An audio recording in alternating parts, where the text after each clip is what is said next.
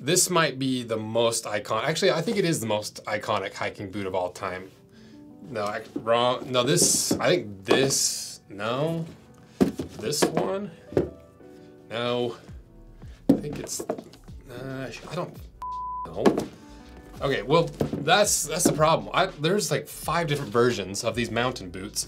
They all are slightly different, have slightly different patterns, and slightly different everything. So this will be the start of the Danner Mountain Boot series, where we're going to figure out why there's 5 different versions of one of the most popular hiking boots of all time. Because this trend started all the way 50 years ago and is still a really popular hiking boot for a lot of people. Maybe not the hardcore hikers, but it's still really popular. It's popular for style. And it's a boot icon. It's up there with Timberlands, it's up there with Doc Martens. This is an attempt to figure out what's the difference, why you might want one for one specific purpose. So we're gonna cut all of them apart. We're gonna cut apart the Mountain Pass, the Mountain Light 2. We've already cut apart the Mountain Light 1. And then at the end, we're gonna cut apart the more modern version in this Elk Hunter boot that they have. That seems to be like a modern spin on their traditional hiking boot. And if you want to see a preview of all this and a little bit more information, go watch the unboxing where I unbox all these on Rose Anvil 2. I'll put links below. But today we're starting with the Mountain Trail. And I cannot keep these names straight to save my life. So there's probably gonna be a lot of the little asterisks. This video is sponsored by Skillshare. Skillshare, if you don't know, is the largest online learning community for creatives with thousands of classes led by actual industry pros across film, illustration, design, freelance, productivity, and literally anything else you can think of. And it's a really great way to actually invest in yourself because you can develop the skills you've always wanted, and it can help educate you and take that side hustle to the next level, or even within inside of the job that you're working. Everything's changing so fast. You have to constantly be upgrading your knowledge and education to stay pace, but also to grow inside of a business. Skillshare designs learning paths to help you get from a novice to a pro in no time. These learning paths are curated sequential class collections to master specific skills or competencies. And that sequential path makes it really easy to learn because you're not just learning everything all at once. It's chunked out in little steps. If you're starting as a novice, you can start from ground zero. If you already are fairly advanced, there's still stuff that you can skip ahead and learn plenty of things. And for me specifically, one topic that I really like is your creative business. Brand it, build it, launch it, because I love branding.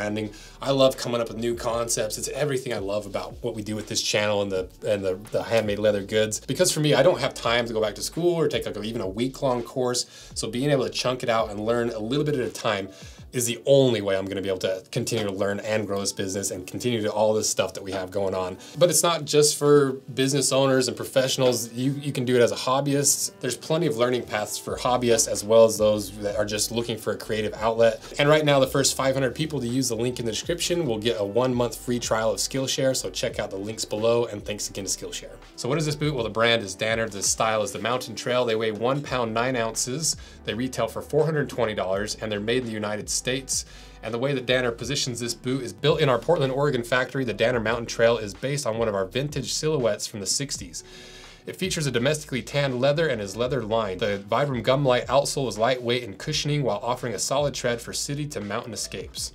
And if you want a pair of these, check them out. Be linked in my description. On occasion, it helps the channel out. And so like I mentioned, we've already cut apart the Mountain Light 1, and I was less than impressed with it. But as a reviewer, you can't write off an entire brand or an entire boot line based off a single one. So that's why I wanted to do this, give it a fair shot and see if there is one of the boots in this lineup that solves the issues I had with this original boot. One of the issues was I just wish there was a leather lining.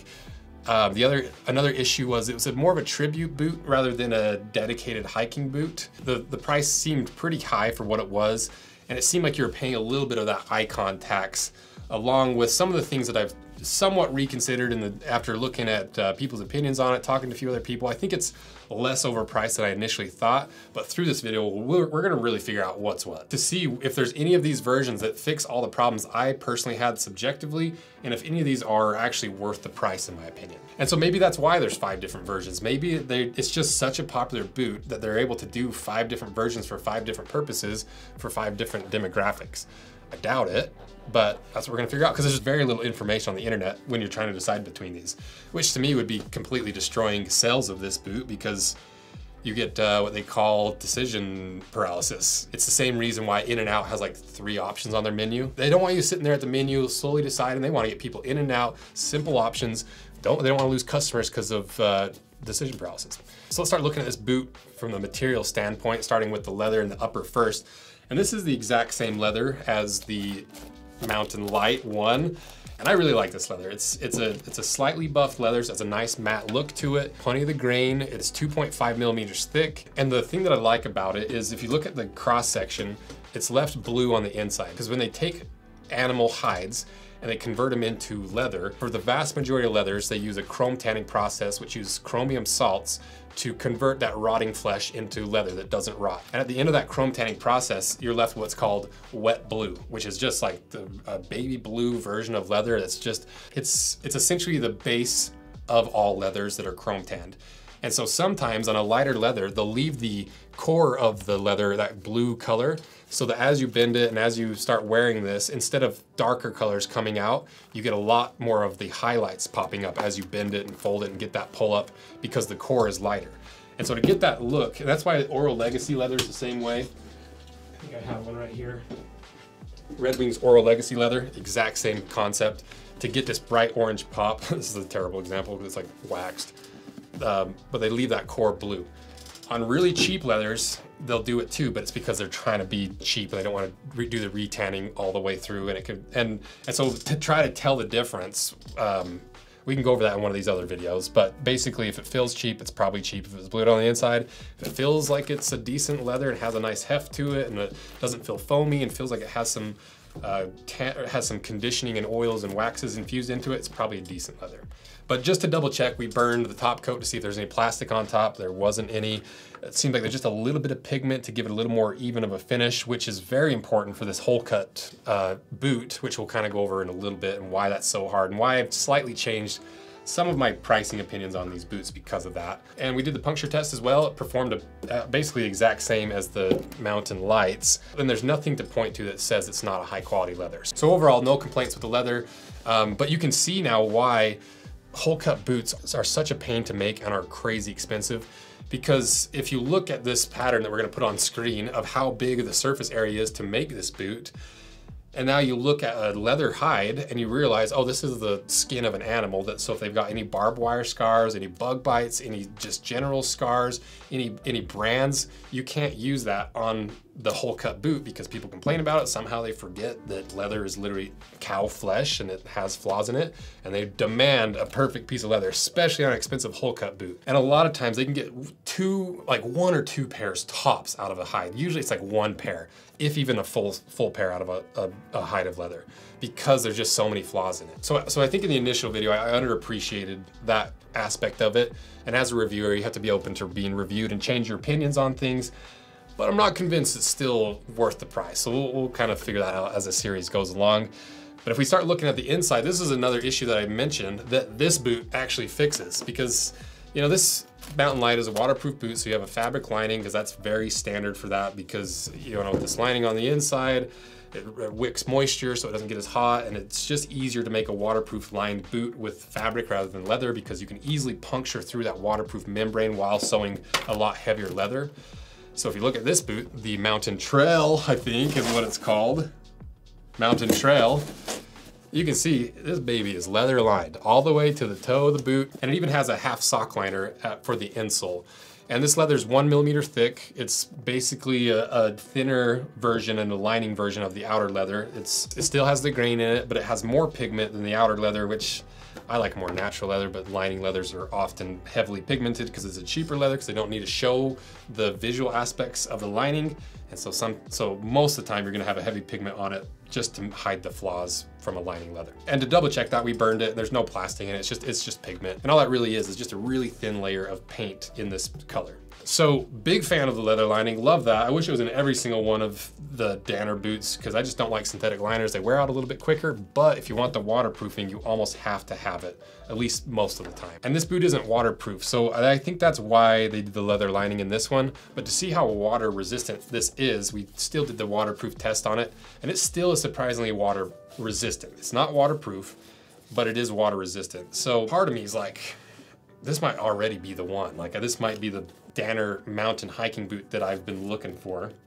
But we'll see. Still got plenty of boots to cut in half. But from the description and from not having waterproof lining and from the outsole, it seems like this is leaning a little bit more towards the casual end of the spectrum. So we're gonna make a little graph for this series where the x-axis is gonna be durability and comfort, because they usually are inverse, or they run counter to each other, you know what I'm trying to say.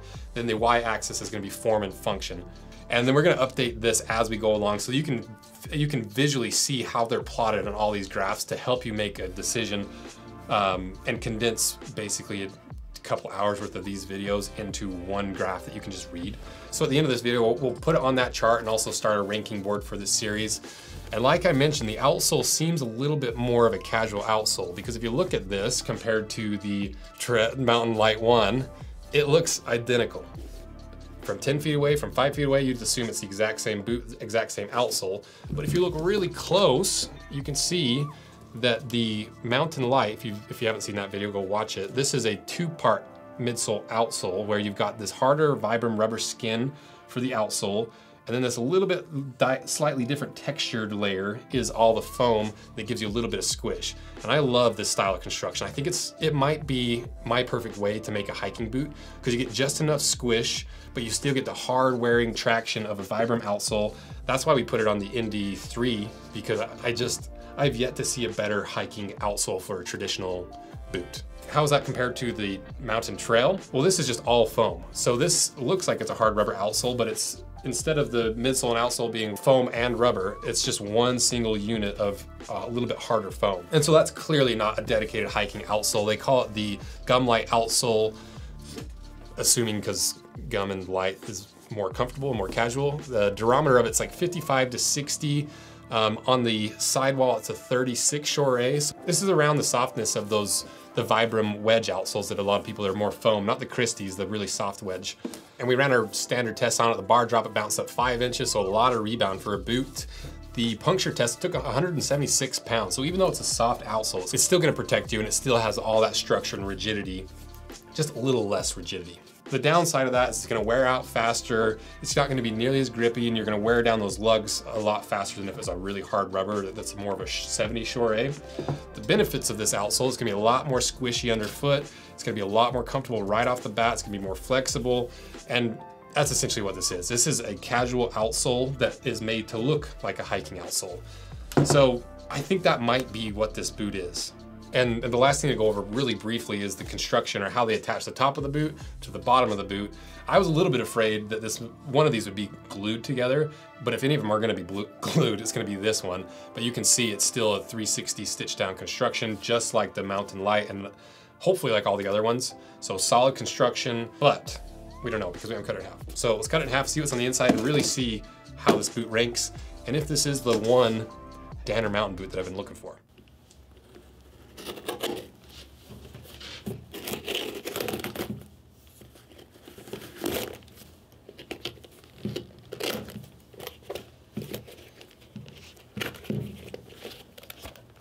That works.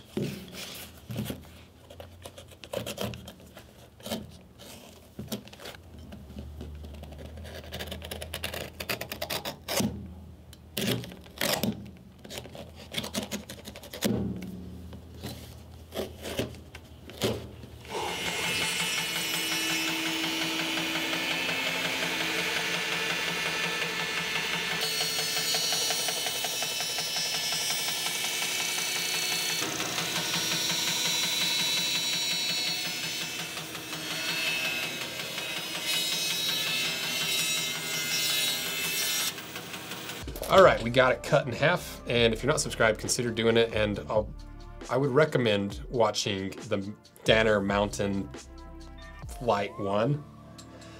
And this is the thumbnail, we'll put links in the description, because that's gonna help round out this series and give you the foundation to understand this video more, so go watch that after this.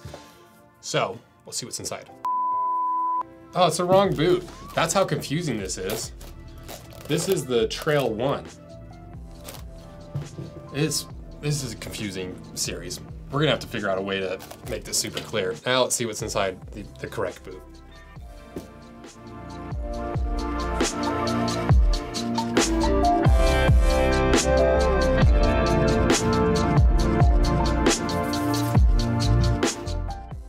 So what's on the inside? Well, we've got a fiberglass shank, a synthetic counter, a fiberboard lasting board, which is basically identical to the Mountain Light 1 and still has that big rubber midsole.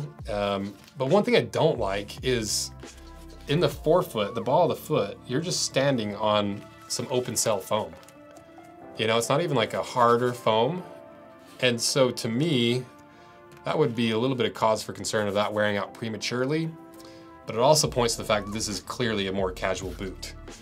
But one way they could easily fix that is just extend that sock liner all the way down, and then you're standing on leather on top of the foam, which is gonna make it a lot more durable. So what is this version of the famous Danner mountain boots intended for? Well, this is clearly the casual version of the mountain boot, made for style, made for casual wear.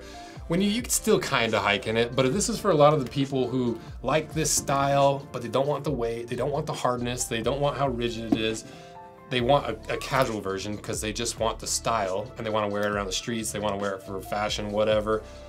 And so that's exactly what this is. And this is how it ranks on our new board that we've yet to name. I'd put it right there, really far on the comfort and the casual end of things. But these are gonna move as we go along because without something to contrast it and compare it to, it's hard to know where it actually lies. So the ultimate question though, to me, is after the initial video when I was like, it seemed pretty overpriced, is this still overpriced? Is it worth the price?